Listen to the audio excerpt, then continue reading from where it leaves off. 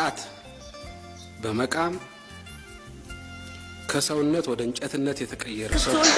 ሰላም ጋይስ፣ ብዙዎቻችሁ አባታችን ከምን ደረጃ ደረሰ ብላችሁ እየጠየቃችሁ ነው ያላችሁት በመሰጅ። ኦኬ እንግዲህ ዛሬ በእነዚህ በሁለት ቪዲዮዎች የምነጋገር ይሆናል። ቪዲዮዎችን እንግዲህ ላያችኋት የየራሳችን ሀሳብ እናስቀምጣለን። ሀሳባችሁ ደግሞ ኮሜንት ሴክሽን ላይ ድሮፕ አድርጉልኝ። እኔም የራሴን ሀሳብ ማጋራ ይሆናል።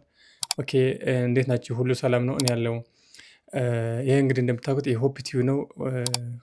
ሰብስክራይብ ያደረጋችሁ ሰብስክራይብ እያደረጋችሁ ጀምሮ ያደረጋችሁ ደግሞ አመሰግናለሁ። ላይክ እያላችሁ ጀምሮ። እስኪ አሁን ቀጥታ ወደ ቪዲዮ እንሂድ።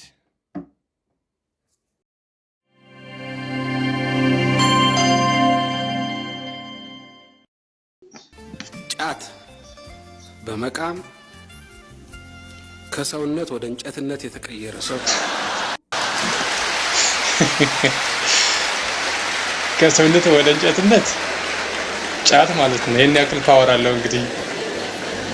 ይሄ አንዳንዱ ወጣት ጫት መቃም ዘመናዊነት፣ ስልጡንነት መስሎ ይታየው ይሆናል። የአደንዛዥ እጽ ውስጥ መዘፈቅ ስልጡንነት ሊመስለው ይችል ይሆናል። የራሴን ልምድ ልንገራቸው። እስኪ ንገረን።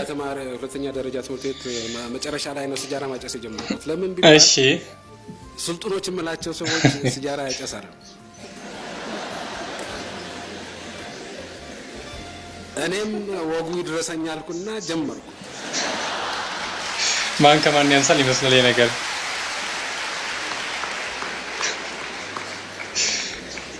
ነገር ግን አሁን በሰለጠኑት ሀገሮች ያለውን ሁኔታ ስታዩ ሲጃራ የሚያጨስ ነው እንጂ ፋራ የሚባለው ገሪባ የሚባለው ሲጃራ በተቃራኒው ማለት ነው። አሁን በሰለጠኑት ሀገሮች በደንብ ንገርልን እንደዚህ አድርግ። ስለዚህ ይሄን አስተሳሰብ ወላጅ ብቻ ሊዋጋው አይችልም። እኔ በአቅራቢያ የነበሩ ሲጃራ የሚያጨሱ ወጣቶችን አይቼ ነው የተከተልኩት። ሌላውም በአቅራቢያው የነበረውን ነው አይቶ የሚከተለው ወጣቱን ነው። ስለዚህ እናንተ ወጣቶች፣ ከዚህ ነፃ የሆናችሁ ወጣቶች በእውነትም ስልጡኖች እናንተ መሆናችሁ፣ አደንዛዥ እጽ ውስጥ የተዘፈቀው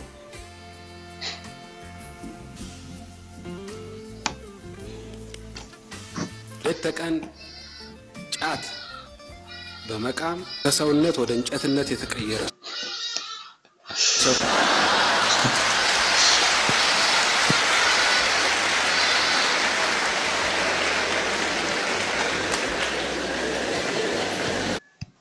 ይሄ ስልጣኔ እንዳልሆነ ማሳየት መቻል አለባቸው።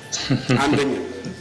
ሁለተኛ፣ በዚህ ችግር ውስጥ የገቡ ሰዎች ደግፋችሁ፣ መክራችሁ ወደ ልማት መንገድ ማምራት መቻል አለባችሁ።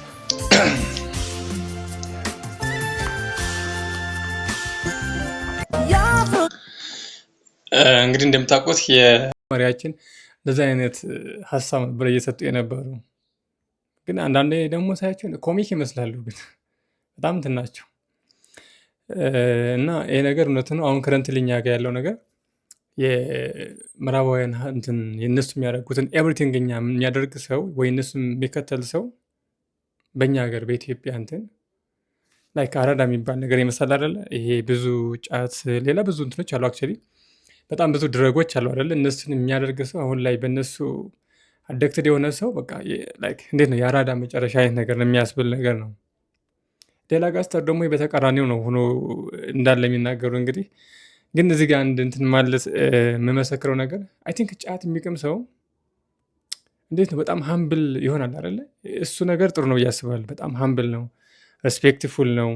በቃ በጣም ሲበዛ ጸባዩ እስከ ጥግ ነው፣ ይረዳል ምናምን ነገር ሰዎችን ለመርዳት እንደዚህ በጣም ኢቭን እንኳ ቢፎርና አፍተር ስታዩት ጫት ከቃመ በኋላ እና ከመቃሙ በፊት ያለው ራሱ በጣም ትልቅ ልዩነት አለው። ከቃመ በኋላ በጣም ሲበዛ ሀምብል ነው። የሱ ነገር ይገርመኛል። ሚንስ ፖዘቲቭ ኢምፓክት አለው ብዬ እዚህ ጋር አምናለሁ። አዳክትድ መሆን እንዳትማች እንትን ባይሆንም ሰው ላይክ ስራ እንዲሰራ ኤነርጀቲክ፣ አሁን ብዙን ጊዜ የሚጽፉ ሰዎች ላይክ አይ ቲንክ ኢነርጂ እንዲሰጣቸው በደንብ በዚህ እንትን ይላሉ እና ይህ ነገር እንደ ጥሩ ሊሆን ይችላል። ግን ማጆሪቲው ላይክ ሳይድ ኢፌክት ስላለው ወይም ደግሞ ኔጌቲቭ ኢምፓክቱ ስለሚበልጥ አለመግባት መሞከር ነው። እስቲ እንግዲህ ደግሞ ወደ ቀጣዩ ቪዲዮ እንሂድ።